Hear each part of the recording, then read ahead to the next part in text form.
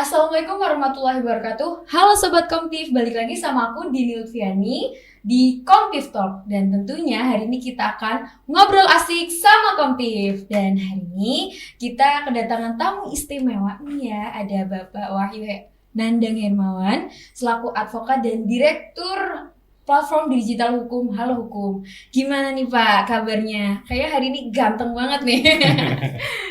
Alhamdulillah sehat ya. Alhamdulillah Mbak, sehat. Gimana nih Pak, kesibukan selama pandemi dan new normal ini tentunya kan butuh adaptasi gitu. Kesibukannya gimana? Ya, untuk adaptasi pasti karena kita selama pandemi itu kan kita offline ya. Setelah itu kemudian dengan adanya new normal ini kemudian kita langsung offline. Jadi semua rapat, semua apapun dilakukan dengan offline. Kalau kesibukan nih Pak, selain menjalani kesibukan sebagai direktur di Halo Hukum, kesibukan lain apa nih Pak selain itu? Ya, sebenarnya karena basic saya itu adalah advokat gitu ya. Jadi ya sedikit-sedikit kita berpraktek, tapi karena kita fokus dan untuk pengembangan halohukum.com, ya saya untuk sementara istirahat dulu lah dari profesi advokat ini. Jadi fokus untuk menggawangi halohukum.com. Oke, siap. Tapi saya dengar nih Pak, tadi dapat kabar kalau Bapak juga ngajar ya di UNES sebagai dosen tamu di mata kuliah apa Pak? Kemahiran bantuan hukum. Oh, kemahiran bantuan hukum berarti itu gimana nih Pak? Ya, berbicara soal dunia praktisi ya. Bagaimana mahasiswa itu mahir terkait dengan dan bisa mengenal praktik-praktik di dalam praktisi hukum seperti di dalam advokat gitu misalkan ya, di profesi advokat dia harus bagaimana tahu apa sih profesi advokat itu, peran dan fungsinya seperti apa, dan mengenal kode etik, terus kemudian dia diajarkan tentang keterampilan bagaimana membuat dan menyusun legal opinion dan seterusnya. Berarti lebih ke prakteknya ya Pak. Oke, kadang kan mahasiswa nih suka belajar teori aja Pak. Kadang nggak disinkronkan dengan praktek. Jadi kita suka bingung kalau udah praktek. Bikin surat panggilan aja kita kadang bingung. Surat kuasa aja kita kadang masih bingung tuh. Jadi buat teman-teman jangan lupa belajar prakteknya. Nah, ngomong-ngomong nih Pak tentang advokat. Aku mau tanya tentang tugas dan wewenang dari advokat itu ngapain aja sih Pak yang diatur di undang-undang? Gitu. Ya, sebelum saya menjawab soal peran dan fungsi, mungkin saya akan menjelaskan dulu tentang apa itu advokat. Iya. Ya. Jadi advokat ini adalah suatu profesi ya yang memberikan jasa ya, jasa layanan hukum ya kepada klien ya, kepada klien khususnya. Gitu ya, dan pada umumnya adalah masyarakat gitu ya, karena peran advokat juga harus memberikan informasi ya dan pengetahuan juga kepada masyarakat. Ada bantuan hukum cuma-cuma di situ, ada pro bono. Jadi pro bono itu juga tidak terbatas soal bagaimana dia mendampingi seorang advokat, tapi dia juga harus menginformasikan, memberikan pengetahuan hukum termasuk edukasinya kan gitu. Ya, jadi advokat itu adalah jasa ya, pelayanan jasa yang diberikan kepada masyarakat atau kliennya begitu. Jadi memberikan nasihat baik di dalam maupun di luar pengadilan. Keren banget ya Pak. Nah, terus kemudian terkait dengan peran dan fungsinya, tentu advokat sebagai profesi yang mandiri ya, bebas dan mandiri, serta harus bertanggung jawab ya, dan didasari dengan kode etik. Peran dan fungsinya adalah salah satu yang paling penting adalah membela ya dan melindungi hak asasi manusia. Jadi prinsip advokat itu dalam menjalankan profesinya adalah menjaga dan membela dan melindungi ya hak asasi manusia, termasuk kemudian hak kliennya gitu ya. Terus kemudian juga memberikan nasihat hukum ya, kemudian juga memberikan pendapat hukumnya ya, memberikan pelayanan hukum. Terus kemudian advokat itu juga bisa ada kewajiban memberikan bantuan hukum cuma-cuma ya. Itu adalah salah satu beberapa peran dan fungsi advokat. Cuman itu yang pada umumnya begitu ya. Tetapi yang harus dilakukan ya sebagai advokat ini adalah salah satu profesi yang official Nobel, profesi yang mulia, itu harusnya bertindak jauh lebih dari itu, yaitu adalah bagaimana advokat itu bisa responsif dan futuristik ya, bisa ikut sama-sama menjadi agen of development, ya, agen pembaharuan hukum, begitu ya, dapat ikut terlibat dalam penyusunan hukum dan seterusnya, sehingga advokat di situ bisa berkontribusi banyak ya terhadap kemaslahatan banyak orang. Gitu. Wah, luar biasa banget ya. Ternyata isu teman-teman terkait tugas dan wewenang advokat tuh bukan cuma membela pelaku ataupun korban aja, tapi banyak sekali fungsinya dan tugas-tugasnya. Berbicara tentang advokat nih Pak, aku mau tanya, di sini kan di kalangan mahasiswa nih kita kan masih awam banget nih ya Pak, belum pernah terjun ke dunia prakteknya gimana. Sempat ada pertanyaan dari teman-teman mahasiswa, perbedaan antara konsultan hukum, penasihat hukum, dan kuasa hukum itu apa sih Pak? Soalnya kan kayaknya banyak banget istilahnya. Ya. Jadi itu sebenarnya sama atau berbeda ataukah gimana Pak? Ya, kalau dari pandangan saya, mungkin di rekan-rekan advokat lain mungkin memiliki pandangan yang berbeda. Iya. Ya, ini sedikit yang saya tahu, gitu ya.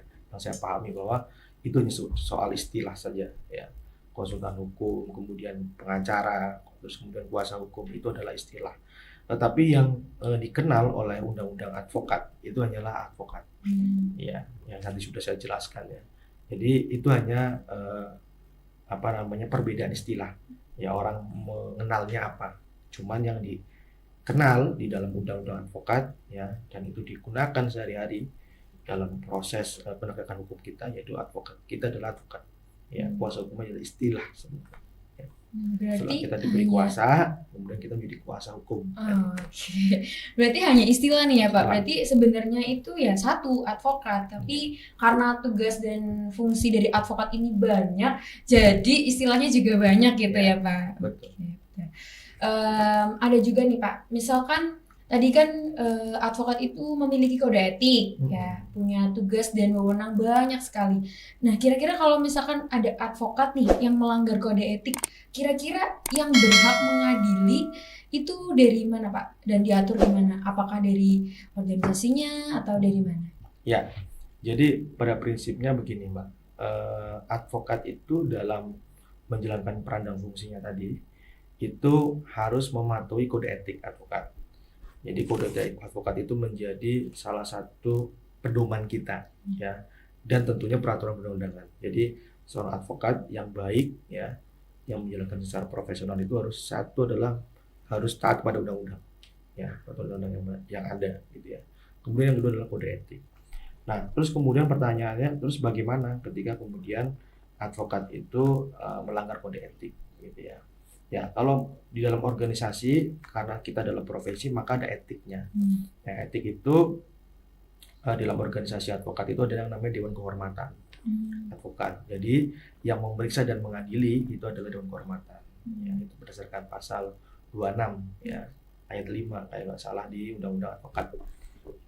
Yang memeriksa dan mengadili adalah Dewan Kehormatan. Dewan Kehormatan. Jelas ya teman-teman. Jadi walaupun sesama advokat, tapi kalau advokatnya melanggar kode etik ya tetap harus ditindak ya Pak. Bukan karena kita sama-sama advokat gampang lah, nggak kayak gitu ya. Oke, jadi karena kita tadi udah bahas kode etik, lanjut nih Pak. Sekarang kan lagi marak tuh advokat yang lagi saling serang dan saling adu argumentasi. Gimana kalau misalkan ada advokat yang saling serang, itu tuh sebenarnya melanggar kode etik atau enggak sih Pak? Terus diperbolehkan apa enggak? Sekarang di media banyak tuh advokat A, B, C, D saling memberikan argumentasinya. Menurut Bapak bagaimana? Ya, baik, pertanyaannya menarik banget Mbak. Ini sekalian juga bisa sama-sama kita mengerti ya soal kode etik. Ya, jadi dalam kode etik advokat kita, ya, ada advokat ya, yang ada di Indonesia ini, bahwa menghargai ya hubungannya, hubungan dengan teman sejawat itu menjadi penting.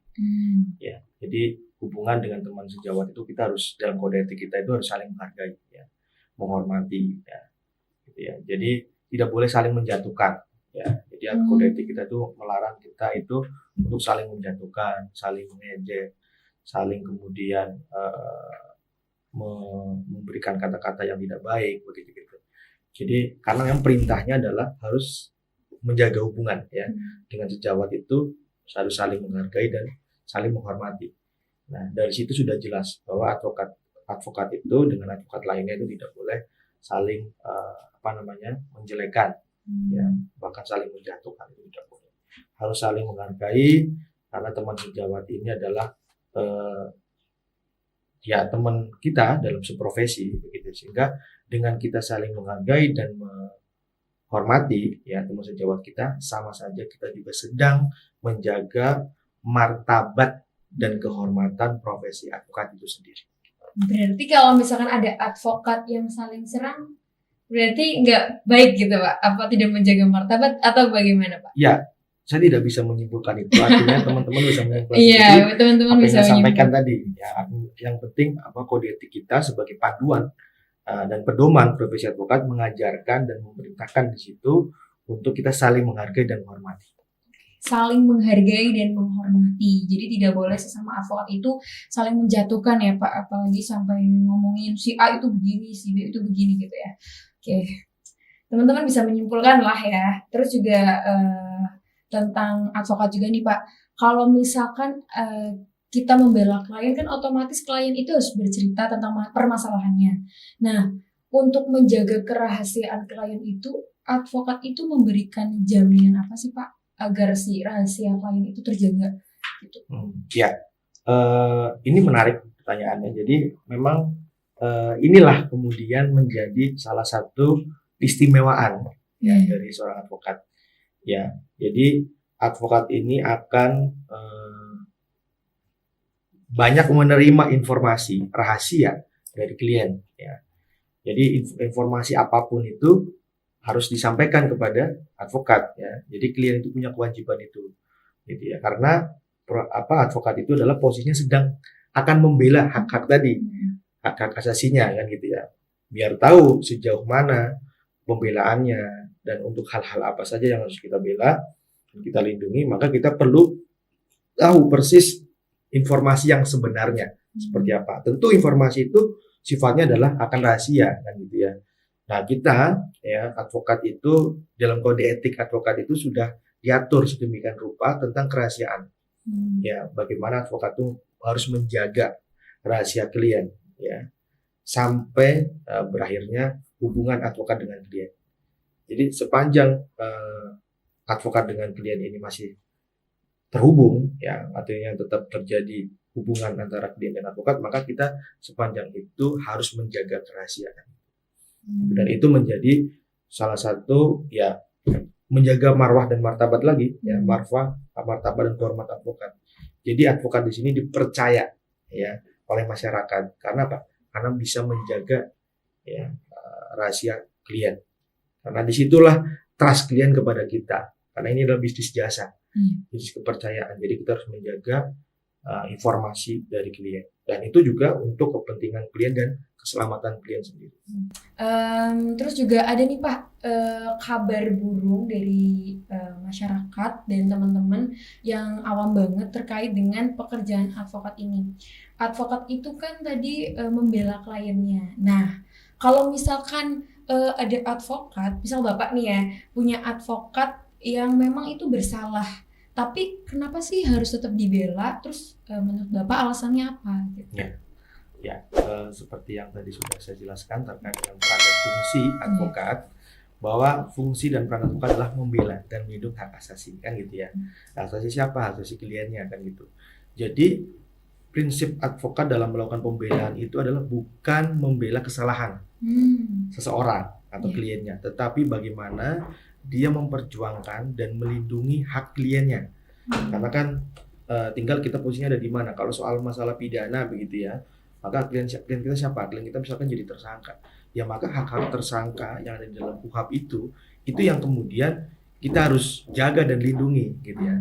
Sehingga apa yang diatur dalam KUHP itu betul-betul dilaksanakan begitu ya. Atau misalkan hak tersangka dalam memperoleh bantuan hukum ya. Hak tersangka dalam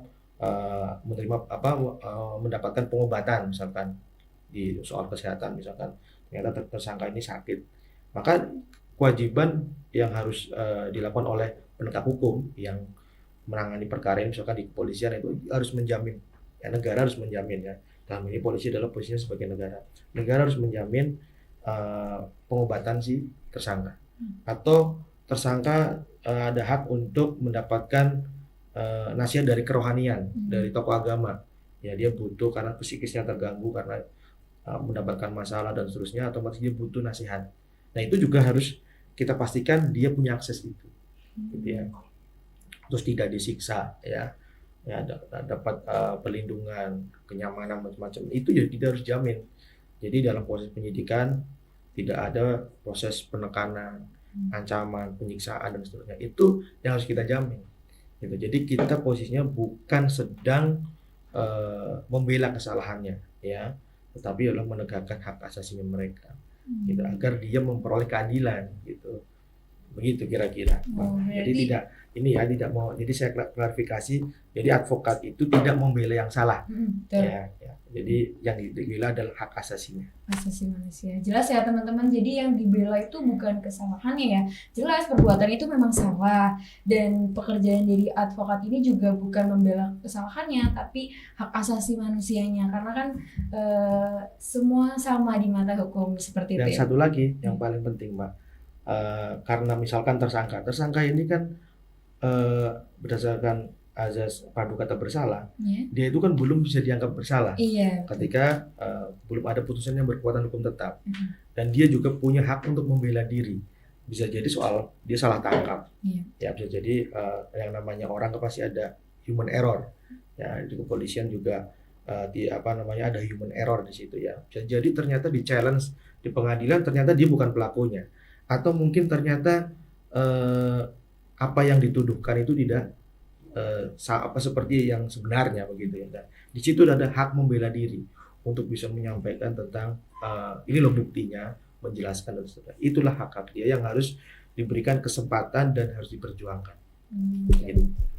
Jadi isu tentang advokat membela yang salah itu salah ya Pak ya. Sebenarnya bukan membela dari perbuatannya, tapi membela hak-haknya. Kan teman-teman juga tahu ya, yang udah ada di mata kuliah bahwa kita itu sama di mata hukum. Jadi baik itu pelaku maupun korban kita itu sama. Gitu. Oke. Karena tadi udah sedikit banyak ya mengenai peran dan fungsi dari advokat. Saya mau tanya nih Pak, kira-kira selama Bapak menjadi advokat atau teman Bapak punya advokat juga, apa sih yang jadi hambatan Bapak menjadi advokat sehingga mampu menjalankan kode etik ini? Ya, jadi advokat itu kan tadi sudah saya sampaikan bahwa dia harus patuh ya kepada peraturan dan kode etik.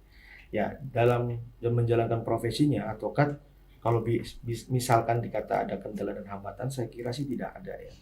Ya, kalau soal kode etik, karena kode etik itu mengajarkan banyak hal dan itu semua positif dan baik untuk menjaga profesionalisme kita dan harkat dan martabat profesi advokat.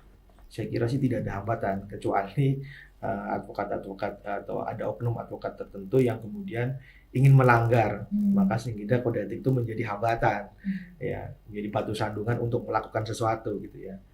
Nah, jadi yang perlu diingat oleh rekan-rekan mahasiswa semuanya dan para profesi yang lainnya bahwa kode etik itu adalah pedoman kita yang mengantarkan kita menjadi advokat yang profesional. Berarti nggak ada hambatan lah ya Pak, karena beliau-beliau ini menjalankan pekerjaannya dengan sepenuh hati. Nah kalau misalkan ini sih Pak, dalam menjalankan profesi advokat, pernah nggak sih Pak kayak ada kasus yang memang bertentangan dengan hati nurani Bapak? Otomatis kan kita sebagai manusia biasa punya hati nurani yang kadang bertentangan dengan perbuatan kita. Pernah nggak Pak kalau Bapak sendiri gitu? Iya, kalau soal bertentangan dengan hati nurani, ya tentu kita tinggal memposisikannya seperti apa. Jadi kalau misalkan ini kita mencoba untuk memposisikan dengan berbagai hal ya. Yang pertama misalkan si klien misalkan meminta kita untuk melakukan sesuatu, dan melakukan sesuatu itu adalah akan menguntungkan klien. Cuman itu bertentangan dengan kode etik. Nah, pertanyaannya adalah apa yang harus dilakukan oleh advokat ini? Ya, satu adalah tugas advokat adalah memberikan nasihat. Nasihat yang kita berikan adalah nasihat yang ya sesuai dengan undang-undang, bahwa aturannya begini Pak, ya Bu, aturannya begini Bu, dan seterusnya ya, berdasarkan hukum acaranya begini dan seterusnya begitu. Nah ternyata kemudian oleh si klien meminta agar ada percepatan, ada terobosan yang tanda kutip bertentangan dengan undang-undang. Maka seperti yang saya sudah sampaikan di awal bahwa advokat itu tidak boleh bertentangan dengan peraturan perundang-undangan dan kode etik. Jadi kalau kita menyadari bahwa dan kita nilai menyadari bahwa itu bertentangan dengan peraturan perundang-undangan dan kode etik, ya itu kita sudah kita sampaikan. Pak, mohon maaf, kami tidak bisa melakukan itu, gitu ya, karena itu bertentangan dengan peraturan perundang-undangan dan kode etik. Kalau ini saya langgar, maka saya akan melanggar keduanya, begitu. Nah, terus kemudian berikutnya akhirnya si klien kan bilang, ya udah kalau begitu Bapak tidak layak untuk jadi pengacara. Ya sudah, tidak apa-apa, itu risiko. Ya, risiko bagi kita diputus kuasanya, atau mungkin kita sebaliknya yang memutus kuasa karena memang kita ditekan untuk melakukan sesuatu yang bertentangan dengan hati nurani kita. Jadi yang terpenting dalam gerakan profesi advokat ini jangan sampai bertentangan, gitu ya. Karena kalau sudah hati nurani kan ngomong soal kebenaran ya, yang murnian kan ada di situ ya. Berarti kalau sudah bertentangan dengan apa yang kita yakini, maka ya itu warning, gitu ya. Jadi kita jangan teruskan begitu. Ya sudah, nggak apa-apa, risiko diputus kuasa itu adalah itu mungkin jalan terbaik buat kita agar kita tidak terjerumus kepada peristiwa atau situasi yang kita tidak inginkan. Ya, rezeki kan masih banyak. Itu yang pertama. Kemudian yang kedua, bisa jadi situasi. Jadi untuk melakukan perbuatan yang tidak baik itu atau mungkin sesuatu yang bertentangan itu bukan bersumber dari klien. Bisa jadi ada faktor dari pihak lain, pihak ketiga yang mempengaruhi kita. Jadi biasanya ada penekanan, misalkan, oh ini kita harus begini dan begitu. Dan itu menurut kita adalah bertentangan dengan nurani dan tadi peraturan undangan dan kode etik. Maka ya kita sampaikan kepada klien, ini ada seperti ini, gitu ya. Bagaimana pendapat klien? Ya kalau pendapat klien mengikuti apa yang kita sampaikan sesuai dengan peraturan undangan, ya saya pikir tidak ada masalah. Gitu ya. Kita jalan terus saja, gitu ya. Sesuai dengan apa yang diamanahkan oleh undang-undang, diatur seperti itu, ya sudah kita ikut. Harus jalan seperti itu ya Pak? Ya, dan dan itu jalan yang terbaik. Gitu. Dan itu salah satu cara bagaimana kita membangun sebuah hukum yang baik, budaya hukum yang baik. Gitu. Jadi keadilan itu bisa ditegakkan kok kalau kemudian kita juga sama-sama para penegak hukum itu bisa jujur dan adil, gitu ya. Gitu. Wah, luar biasa ya sekali. Kalau misalkan ini nih Pak, satu lagi ya Pak, terkait dengan tanggapan Bapak nih, aku mau minta tanggapan Bapak mengenai isu-isu. Kenapa saya katakan isu? Karena saya belum pernah menemukan kebenarannya. Terkait ada kesepakatan antara advokat dan beberapa penegak hukum untuk kasus tertentu. Gimana nih Pak tanggapan Bapak? Apakah memang itu benar, ataukah itu hoax, atau gimana nih Pak? Iya, pada prinsipnya para penegak hukum itu memiliki fungsi dan perannya masing-masing. Ya, ketika kita di dalam peradilan, maka ya kita sebagai penasihat hukum kalau dalam perkara pidana misalkan ya, yang kita posisinya adalah membela terdakwa. Ya. Terus kemudian ada jaksa yang bagaimana dia menegakkan hukum, gitu ya. Perspektifnya adalah dia perspektif dari sisi negara menuntut kan, gitu ya. Karena terjadi ada ketidaktertiban hukum dan seterusnya ya. Terus kemudian ada hakim sebagai pihak yang mengadili. Nah dalam konteks perdata ada kuasa hukum kan, penggugat dan tergugat. Ya, terus kemudian ditengahi oleh hakim, gitu ya. Di mana hakim di situ berperan adalah dia akan mendengarkan para pihak. Dari luasnya peradilan, luasnya perkara yang diperiksa itu tergantung dari para pihak. Jadi sifatnya pasif. Kalau di dalam pidana, hakim itu lebih aktif, gitu ya. Nah, dari peran-peran ini tentu ya kalau ini dijalankan secara profesional, tentu ini akan suatu komposisi yang bagus, gitu ya. Ya, sama-sama memperjuangkan dari masing-masing pihak. Dan hakim adalah endingnya yang akan melakukan memberikan keputusan ya yang bijaksana, gitu ya, dan adil begitu. Nah kalau misalkan terhadap ada isu-isu yang seperti itu, ya saya juga nggak tahu, gitu ya. yang di luaran sana seperti apa, apakah dan seterusnya. Karena kita sendiri juga tidak pernah mengalami itu begitu. Jadi yang saya lakukan, yang saya kerjakan itu ya sebagaimana dalam KUHP gitu ya. Kalau dalam pidana, kalau yang di dalam perkara perdata ya sesuai dengan hukum acara perdata begitu ya. Kita sidang dari awal sampai akhir selesai kan gitu ya. Jadi tidak ada, kalau misalkan ada hal-hal yang tidak sesuai dengan harapan kita, ya kita tinggal upaya hukum lain kan, mau banding, mau kasasi ya, dan sampai PK kan begitu. Nah itu, tapi kalau misalkan saya isu-isu tertentu ya mungkin saya belum bisa menjawab karena saya tidak pernah Belum mengalami pernah itu. menemukan Iya, ya Pak, dan jangan sampai jangan lah ya, sampai, amin. jangan sampai mudah-mudahan. Oke. Jadi teman-teman bisa lihat banyak sekali tugas dan wewenang dari advokat dan pengalaman dari Pak Nandang gitu. Jadi buat teman-teman yang mau jadi advokat nggak usah takut, nggak usah ragu-ragu lagi ya Pak, mendengarkan isu-isu di luar sana. Kalian tuh belum menjalani gitu. Nah, kira-kira pesan Bapak untuk teman-teman mahasiswa yang mau jadi advokat gimana nih Pak? Biar ke depannya gimana gitu. Ya, untuk pesan ya, jadi advokat ini adalah profesi yang mulia, ya profesi yang mulia. Dan advokat adalah bagian dari aparat penegak hukum. Jadi advokat itu adalah aparat penegak hukum. Ya. Saya ingatkan lagi, advokat adalah aparat penegak hukum yang sama sejajar dengan aparat penegak hukum lainnya, seperti jaksa, seperti polisian, seperti hakim. Ya. Dan advokat ini adalah suatu pekerjaan yang sangat mulia karena kita di situ kita bisa memberikan bantuan hukum cuma-cuma, bisa membantu banyak orang dengan keahlian kita, ya, dengan keahlian kita. Dan misalkan ada isu-isu yang bahwa advokat itu adalah pembela yang salah tadi, saya sudah clearkan tadi ya, ya saya sudah clearkan bahwa advokat itu membela hak klien.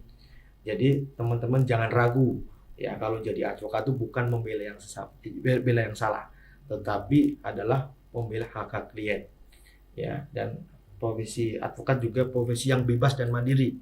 Artinya kita juga dalam bekerja dan menjalankan peran dan fungsinya itu tidak dapat ditekan, diintervensi, ya, dan bebas kita, ya, sehingga kita bisa menjalankan semaksimal mungkin pekerjaan kita, gitu ya, yang sesuai yang diharap agar bisa membela banyak orang, gitu ya, dan sesuai dengan harapan kita.